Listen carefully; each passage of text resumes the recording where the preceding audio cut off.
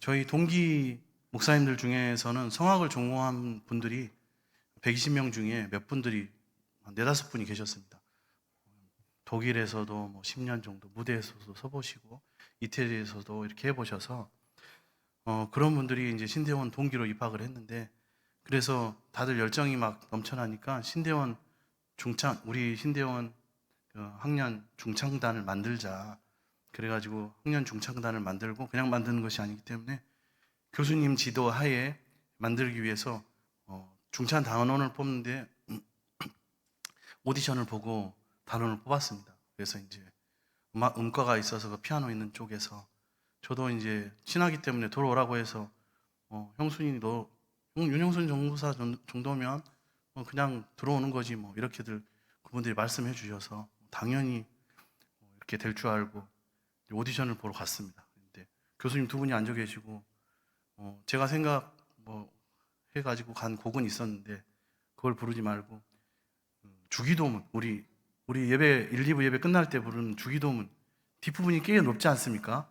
그래서 그걸 불러보라고 하시길래 그 자리에서 이렇게 막 불렀는데 어찌어찌 이렇게 부르고 끝났는데 교수님께서 하시는 말씀이 자네는 중창단에 어울리지 않는 소질을 가지고 있지만 그냥 이제 시작하니까 앞으로 많이 열심히 노력해서 중창단에 어울리는 사람이 돼보게, 이렇게 얘기를 하시더라고요.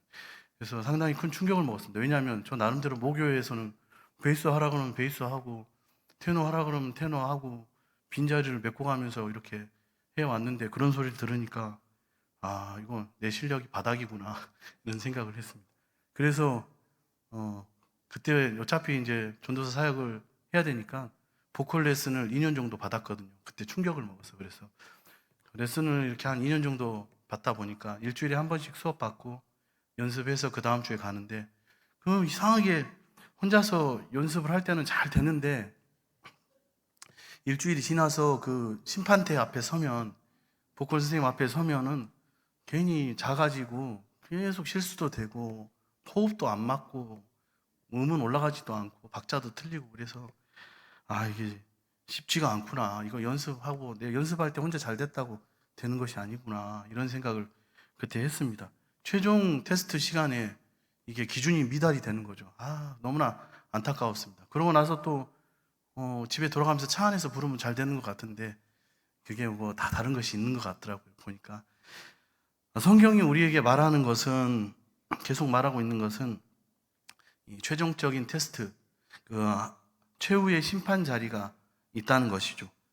우리 나름대로 열심히 개인적으로 신앙생활을 하고 애를 쓰고 살면서 하나님 앞에 영광 올린다고 하고, 또 마지막 주님 만날 시간이 되어서 죽음을 맞이하는 그러한 인생을 살아가지만 그냥 죽음으로 끝나는 것이 아니라 최후에 하나님 앞에 서서 나의 모든 어떠한 모습들, 삶의 역사들, 행위를 심판받게 된다는 것입니다.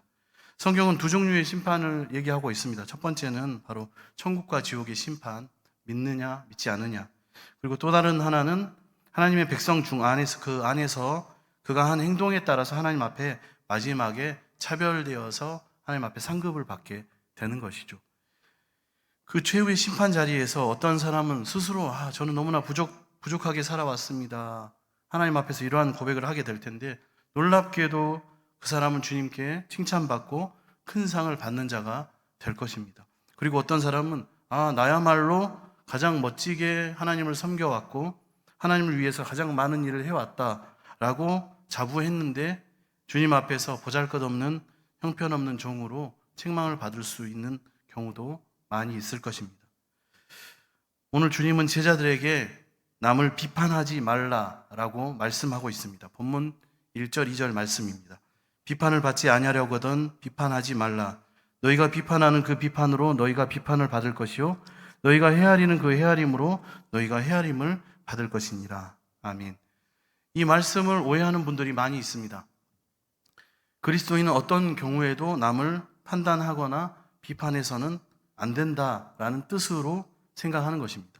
다시 말해서 그리스도인들은 모든 것을 그냥 주어진 대로 받아들여야만 하고 수용하며, 심지어는 다른 사람에게 속을지라도 그 사람을 판단하려고 해서는 안 된다는 것입니다. 그러나 이러한 해석은 아주 우리가 믿는 신앙을, 기독교를 우습게 만드는 것밖에 되지 않습니다. 예수님께서 산상설교를 하셨죠. 그 끝부분에 보면은 그리스도인들의 분별력에 대해서 아주 중요한 말씀을 하십니다. 그리스도인들은 무엇인가를 분별할 수 있는 능력을 가진 사람들입니다. 그래서 우리가 기도할 때 분별력을 구하지 않습니까? 그러니까 분별한다는 것 자체가 이미 가치 판단을 하고 있다는 것이고, 이것은 어느 정도 비판을 하고 있다, 비판적인 사고를 가지고 있다는 것을 말씀하고 있습니다. 본문 6절에 보면 거룩한 것을 개에게 주지 말며 너희 진주를 돼지 앞에 던지지 말라, 이렇게 말씀하고 있습니다. 개나 돼지를 분별한다는 것 자체가 이미 가치 판단을 하고 있고 비판을 하고 있다는 것이죠. 또 어떤 사람은 그리스도인은 어떤 경우에도 다른 사람과 다투어서는 안 되고 끝까지 좋은 관계만을 유지해야 한다는 식으로 이 말씀을 받아들이기도 합니다. 그리스도인은 결코 비판해서는 안 되고 상대방이 아무리 악하고 못된 짓을 해도 넓은 사랑으로 인내하면서 용납해야 한다는 것입니다. 이런 오해를 하고 있는 그리스도인들은 삶 가운데 자신과 관계를 맺고 있는 사람들과 사이가, 관계가 나빠지게 되면 무조건 이건 내 잘못이다 라고 스스로를 탓하기도 합니다. 그러기 쉽다는 것이죠. 너무나 겸손한 자세이기도 하죠. 그러나 그런 자세가 반드시 도움이 되는 것은 아닙니다. 왜냐하면 아무런 잘못이 없는데도 무조건 숙이고 들어가는 것, 그리고 사과하는 것은 잘못을 하고 있는 상대방에게 결코 도움이 되지 않기 때문입니다. 우리는 스스로 분별해야 하고 어떤 것은 비판해야만 합니다. 누군가가 교회 안에서 잘못된 교리를 퍼뜨릴 때, 잘못된 말을 퍼뜨릴 때 반박해야 하고 때로는 권징하고 징계해야 합니다.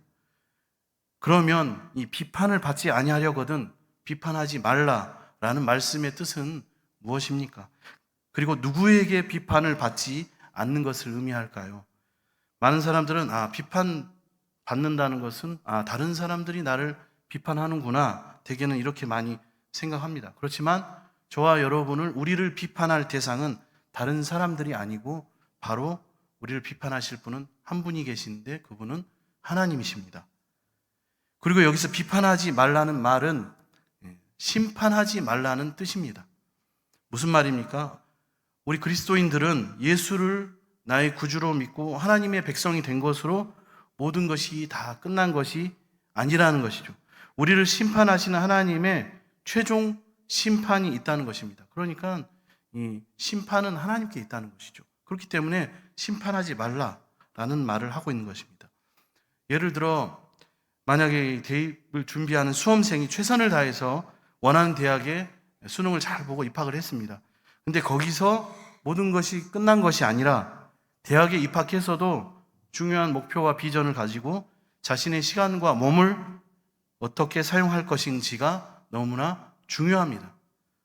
어떤 배우가 자기 인생의 노력과 그리고 많은 연습과 땀을 열심으로 준비해서 인정받아서 큰 무대에 올라가게 되었다면 그것으로 끝난 것이 아니라는 것이죠. 그것으로 만족해서는 안 되고 그 무대 위에 올라가서 어떻게 연기를 펼칠 것인가가 너무나 중요하다는 것입니다.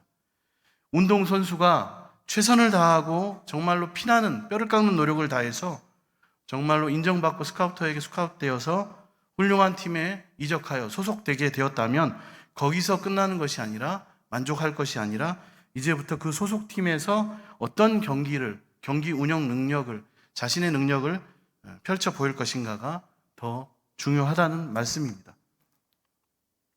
이처럼 예수님은 우리가 단지 우리 인생에서 예수님을 믿는 것으로 우리 인생의 경주가 끝난 것이 아니라 우리가 지금 이 세상에서 우리의 몸과 나에게 주어진 모든 것으로 어떻게 하나님께 영광을 돌리는 삶이 될 것인지가 중요하다고 말씀하십니다.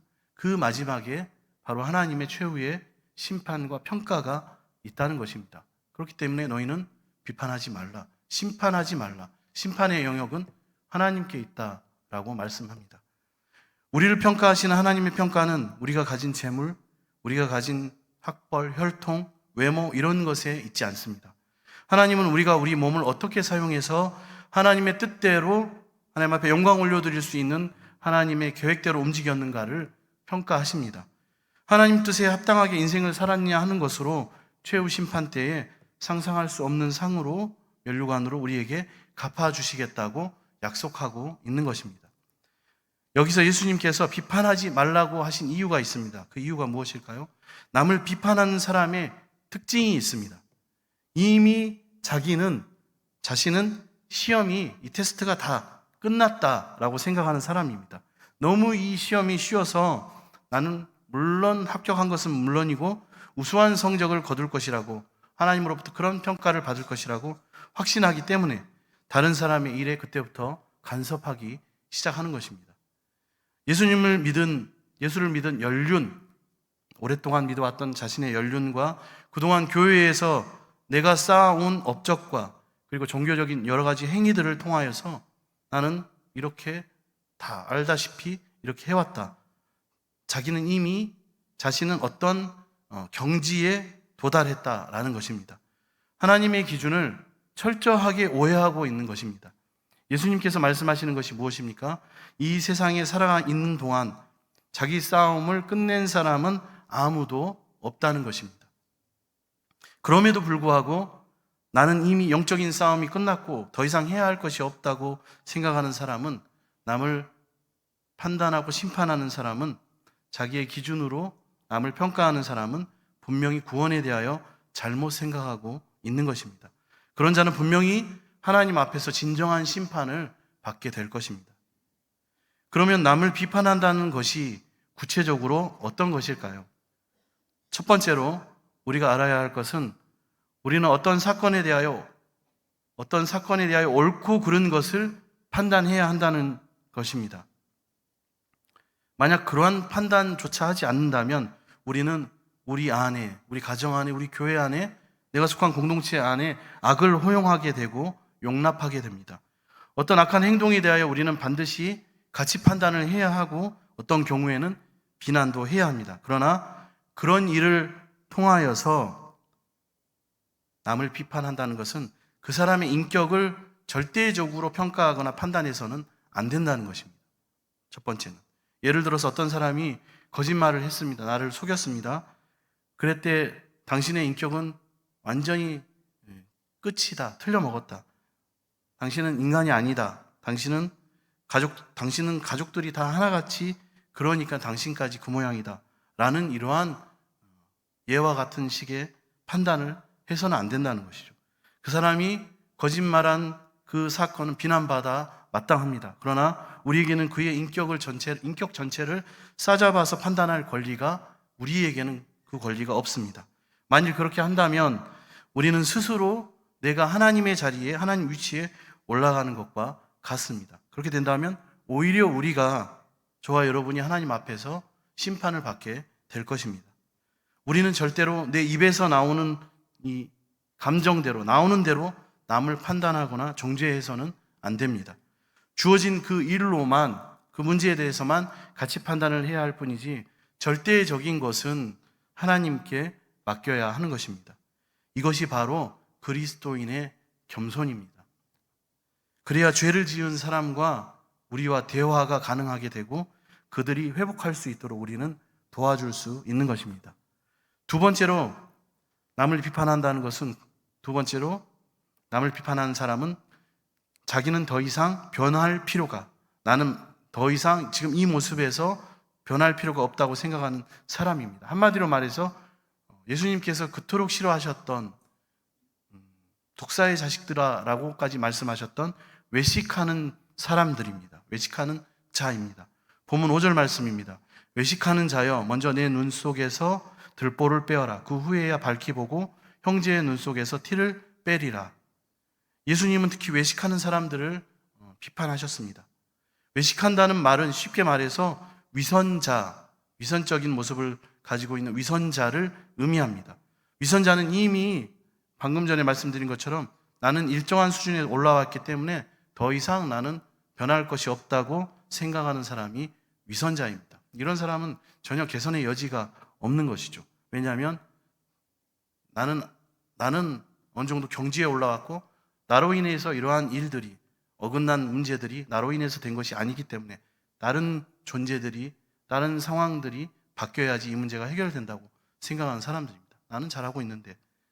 여기서 주목할 부분은 하나님의 심판, 최후의 심판의 기준입니다. 하나님은 모든 사람에게 동일한 잣대를 갖다가 대지 않으십니다. 본문 2절입니다. 너희가 비판하는 그 비판으로 너희가 비판을 받을 것이요 너희가 헤아리는 그 헤아림으로 너희가 헤아림을 받을 것이니라. 여기서 헤아림이라는 말이 있습니다. 이 말은 잣대를 의미하고 있습니다. 다른 사람을 평가하는 내 나름대로의 기준을 의미합니다. 나의 헤아림, 다른 사람을 평가하는 내 나름대로의 잣대, 기준을 의미합니다. 우리는 대개 다른 사람을 비판하거나 평가할 때 자신의 기준에 맞추어서 할 때가 많이 있습니다. 대개는 그렇죠. 그러나 하나님은 절대로 그렇게 평가하시지 않습니다. 그렇게 평가하는 법이 없습니다. 그 사람의 형편과 처지에 따라서 다른 잣대를, 기준을 갖다가 대시는 것이죠. 예를 들어 아직 어린아이가 아무데나 오줌 마렵다고 아무데나 길가에서 오줌을 싸고 있다면 우리는 이 아이에게 화장실에 가서 너는 소변을 봐야 한다고 이렇게 알려주고 타이를 것입니다. 이렇게 하면 안 된다. 그런데 어른이 양복을 입고 다니면서 아무 길에서나 소변을 보고 있다면 아마 그 사람은 분명히 비난받을 수밖에 없을 것입니다. 왜냐하면 그는 이미 어른이기 때문에, 철없는 어린아이가 아니기 때문에 그렇습니다. 그러니까 어린아이와 어른의 갖다 대는 잣대가 다르다는 것이죠. 마찬가지로 하나님께서는 초등교육밖에 받지 못한 경우와 대학원 과정과 아니면 박사 학위까지 있는 사람의 경우를 다른 잣대로 판단하십니다. 높은 교육을 받은 자에게서 훨씬 더 높은 기준을, 그 사람에게는 높은 기준을 제시하십니다. 또 전혀 가진 재산이 별로 없거나 하루하루 끼니를 때우기 바쁜 사람과 많은 재산을 보유하고 있거나 물질적으로 부족함이 없이 먹고 마시고 살아간 사람에 대한 심판 기준이 다릅니다. 특히 부모가 신앙을 반대하고 가족이 교회 다닌다고 매일 핍박하거나 그 어려움 가운데서 교회에 나와 예배드리기 힘쓰고 그 가운데 봉사하는 사람과 온 집안이 다 믿고 전혀 신앙생활에 어려움이 없는 사람이 교회에 나와서 신앙생활하는 것에 대한 하나님의 잣대, 평가 기준이 다르다는 것입니다. 그래서 예수님은 마가복음 12장에 어떤 과부가 동전 2개를 헌금하는 것을 보시고 칭찬하셨습니다. 그리고 반면에 마태복음 19장에 등장하는 어떤 부자 청년에게 대해서는 그의 재산, 가지고 있는 모든 재산을 다 전부 포기할 것을 요구하셨습니다. 우리는 살아가면서 우리 모두가 풍성하게 살면 좋겠죠. 할 수 있는 대로 많은 것을 소유하고 많이 배우고 이러한 것들을 많이 갖게 되어서 살아가는 것은 축복이라고 생각합니다. 그렇지만 그 이면에 하나님의 이러한 가치 판단을, 가치 기준을 생각한다면 하나님 앞에서 우리가 그 많은 것을 소유하고 많은 것을 배우고 갖게 된다는 것은 이건 하나님 앞에 많은 것을 빚진 상태가 되었구나라고 생각하면 되는 것입니다. 많이 배운 사람은 그만큼 더 많이 봉사해야 되고 많이 가진 사람은 그만큼 더 많이 내어놓아야 합니다. 본문 6절 말씀입니다. 거룩한 것을 개에게 주지 말며 너희 진주를 돼지 앞에 던지지 말라. 그들이 그것을 발로 밟고 돌이켜 너희를 찢어 상하게 할까 염려하라. 예수님은 여기서 진리를 상대할 수 없는 개와 돼지 같은 존재가 있다고, 그러한 사람들에 대해서 말씀하십니다. 지금 예수님이 말씀하시는 것은 너무나 당연한 것입니다. 만약 개에게, 아무것도 모르는 개에게 아주 귀하고 거룩한 것을 주면 개가 그것을 알겠습니까? 자기가 먹고 싶은 거, 좋아하는 것만 원하죠. 만약 돼지가 관심이 없는 비싼 진주를 돼지에게 준다면 돼지가 그 가치를 알고 있겠습니까? 오히려 그러한 것들은 자신에게 필요 없다고, 이상한 것을 준다고 화를 내고 덤벼들고 던지면서 자기를 공격한다고 오히려 반대로 우리에게 공격을 가할 것입니다. 그러한 존재들이 된다는 것이죠. 돼지와 개와 같은 사람은. 그러나 예수님께서 말씀하시는 개나 돼지는 어떤 의미를 가지고 있고 또 그들에게 주는 거룩한 것 그리고 값비싼 진주는 무엇을 의미하는지 우리는 여기서 다시 한번 생각해 봐야 합니다. 예수님 당시 유대인들은 더러운 삶을 살고 있는 그들이 사람 취급하지 않았던 이방인들을 개나 돼지에 비유했습니다. 그런데 오히려 예수님께서는 개나 돼지로 표현하고 있는 사람들을 하나님의 말씀으로 변화되려고 하지 않고 스스로의 종교적 행위로 자족하고 만족하는 유대인을 바로 개와 돼지라고 예수님 말씀하고 있습니다. 예수님이 아무리 말씀하여도 자기 기준을 내세우고 자신들의 전통을 끝까지 고집하는 완고한 자들이 바로 개와 돼지와 같은 존재라고 말씀하시는 것입니다. 그들이 개와 돼지와 같은 존재가 된 이유가 무엇입니까? 가장 귀한 것을 알아보지 못하기 때문에 그렇습니다. 더럽고 추한 것으로 만족하려고 하기 때문에 그렇습니다. 가장 귀한 것은 무엇입니까? 하나님께서 성령으로 말미암아 우리 안에 오셔서 우리의 몸을 사용하시고 우리의 삶을 통치하시는 것입니다. 운전하시는 것입니다. 우리를 향하신 하나님의 뜻과 하나님의 의가 우리 가운데 드러나는 것입니다. 우리에게 가장 귀중한 것은 무엇입니까? 저와 여러분에게 날마다 그런 하나님을 더욱더 알아가고 날마다 하나님께 더 가까이 나아가는 것입니다. 개나 돼지로 비유되는 자들은 또 다른 특징이 있는데 이중적이며 가식적인 삶을 살아갑니다. 그들이 거룩할 때는 예배 드릴 때 뿐입니다. 교회 안에 있을 때 뿐입니다. 그리고 나서 돌아갈 때는 또 가정으로 돌아가서는 삶으로 돌아가서는 탐욕스럽고 추한 생활, 더러운 생활로 다시 그들의 모습이 돌아가게 됩니다. 다른 사람이 볼 때는 가식적으로 살아가기 때문에 거룩해 보입니다. 너무나 거룩한 것처럼 보여집니다. 왜냐하면 그들은 자신의 겉모습과 사생활을 거룩하게 잘 위장하기 때문에 그렇습니다. 무서운 것은 여기서 더 나아가서 나는 거룩하다고 스스로를 속이는 심각한 상황에까지 이르기도 한다는 것이죠. 자기도 자신을 모르는 상태에서 거룩한 줄 아는 것입니다. 그러나 사람은 몰라도 하나님은 다 알고 계십니다. 자기 자신은 스스로를 몰라도 거룩한 것으로 알아도 하나님은 정확히 자신을, 그 사람을 알고 계십니다. 이런 자들은 결코 우리가 변화시킬 수가 없습니다. 인간의 힘으로 변화될 수 없는 존재들이죠. 하나님의 사랑과 말씀의 빛으로 그 영혼을 비추어 주시는 놀라운 은혜가 없이는 변하지 않는 존재들입니다. 우리의 힘으로 변화시키려고 하다가는 오히려 그들이 사나운 개로 돌변하여서 우리를 물어뜯고 공격할 것이라고 오늘 본문은 말씀하고 있습니다. 결국 진리는 모든 사람의 것이 아닙니다. 그렇기 때문에 우리는 감사할 수밖에 없죠. 자기 고집이나 생각을 버리고 자꾸 하나님의 말씀으로 변화되려고 하는 사람을 하나님 너무나 겸손히 여기시고 사랑하셔서 더 깊은 진리의 자리로 인도하십니다. 하지만 이 귀한 것을 모르는 자들에게는 아무에게나 이 귀한 것을 주시지 않습니다. 하지만 그렇다고 해서 우리가 귀한 것을 소유한 우리가 가장 귀한 진주와 같은 소중한 것을 소유한 우리가 그렇다고 해서 이 개와 돼지와 같은 존재로 비유되는 하나님 나라에 관심 없는 자들과의 관계를 완전히 그들과의 교제를 끊으라는 말씀은 아닙니다. 그들과 나눌 수 있는 것이 우리에게는 또 있습니다. 우리가 가지고 있는 것, 맛있는 음식을 할 수 있다면 음식을 나눌 수가 있고 또 우리에게 좋은 여벌의 옷이 있다면 나눌 수가 있고 또 친절한 인사는 그들과 함께 다 나눌 수 있습니다. 얼마든지 나눌 수 있습니다. 그러나 그런 사람에게 우리가 소유한 하나님의 진리를 한꺼번에 주려고 하면 한 번에 이해하지도 못할 뿐만 아니라 그것을 가지고 오히려 우리를 공격할 수 있다는 것입니다. 우리는 이렇게 귀한 진리를 가지고 공격당할 이유가 없는 것이죠. 그러니 그들을 대함에 있어 우리에게 참으로 하나님이 주시는 지혜와 능력이, 분별력이 필요하겠습니다. 그들을 성전들을 밟게 할 수는 있습니다. 어떻게 할 수 있습니까? 예를 들어 기독교의 연극이나 문화 행사, 영화, 그리고 우리 기독교 음악 같은 것을 함께 나눌 수 있습니다. 또 지역 주민을 초청하는 문화 행사나 바자회를 통하여서 우리 교회 마당을 밟게 할 수도 있습니다.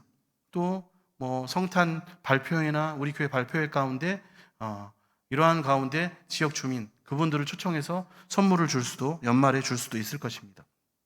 그러나 그들에게 갑자기 우리의 깊은 성령의 체험이나 신앙을 통한 연단이나 고통 가운데 경험한, 고난 가운데 경험한 축복 같은 것을 알려주면 이해하지도 못할 뿐더러 그들은 우리에게 더 화를 낼 뿐입니다 라고 지금 성경은 말씀하고 있는 것입니다. 그래서 이 시대를 살아가는 우리에게는 하나님의 지혜와 능력이 필요합니다. 말씀을 정리하겠습니다. 우리들은 하나님 앞에서 시험을 치는 대입 수험생과 같습니다. 예수를 믿는다고 모든 것이 그냥 다 끝난 것이 아닙니다. 주어진 우리의 상황 가운데, 삶 가운데서 이제는 하나님 뜻대로 살아야지 그 영광의 자리에 들어갈 수 있다는 것입니다. 그래야 하나님의 심판대, 최종 심판대 앞에서 착하고 충성된 종아라고 칭찬을 받을 수 있는 것입니다. 중요한 것은 그때 판가름이 나는 것입니다. 완벽하게 보이는 것이 중요한 것이 아닙니다. 하나님께서 우리를 구원하신 것은 전혀 실수하지 않는 완전한 자가 되라고 구원하신 것이 아닙니다. 실수가 있고 불완전해도 믿음으로 살아가라는 것입니다. 최종적인 결과는 하나님께 맡기고 불완전하지만 하루하루 하나님의 뜻대로 사는 그 사람이 바로 하나님 앞에서 칭찬과 상급을 받을 사람입니다. 오늘 우리에게는 주님께서 비판받지 아니하려거든 남을 비판하지 말라고 말씀하셨는데, 우리에게는, 저와 여러분에게는 다른 사람과 나를 비교할 시간이 없습니다. 또 나의 기준으로 다른 사람을 평가하고 심판하고 다른 사람의 눈에 있는 티를 뺄 시간이 우리에게는 없습니다. 우리는 나에게 주어진 믿음의 경주를 오늘 하루 주님 주어진 이 시간 달려갈 뿐입니다. 이 믿음의 경주를 믿음 안에서, 그리스도 안에서, 예수 안에서 잘 경주하여서 복되고 충성된 종아, 참된 그리스도인의 삶을 살았구나, 그 마지막 때에 칭찬받는, 스스로를 먼저 하나님 앞에, 말씀 앞에 비추어봐 하나님 앞에 기쁨이 되고 영광이 되는 참된 겸손을 지닌 그러한 그리스도인들이 다 되시기를 축복합니다. 기도하겠습니다. 사랑의 주님, 오늘 말씀을 통하여 남을 비판하기 전에 더 집중해야 할 것이 무엇인지 알게 하시니 감사를 드립니다. 남을 나의 기준으로 판단하고 심판하여 하나님의 자리에 올라가지 않도록 우리에게 그리스도인의 겸손함을 허락하여 주옵소서. 날마다 하나님의 말씀으로 우리 스스로를 철저히 비춰보게 하시고 우리의 죄악과 연약함을 깨닫게 하여 주시옵소서. 예수 한 번 믿은 것으로 우리의 신앙생활이 끝나지 않았음을 알게 하시고 우리의 몸과 우리에게 주어진 모든 것을 하나님의 뜻과 계획을 이루는데 사용하게 하여 주시옵소서. 오늘도 연약하고 실수 많은 우리를 불쌍히 긍휼히 여겨주시고 하루하루 하나님 뜻대로 살기 위해 기도하며 도전하는 주님의 자녀가 되게 하여 주시옵소서. 마지막 날 하나님 앞에서 착하고 충성된 종이라는 칭찬을 받는 우리 모두가 되게 하실 줄 믿고 감사드리며 예수님의 이름으로 기도드립니다. 아멘.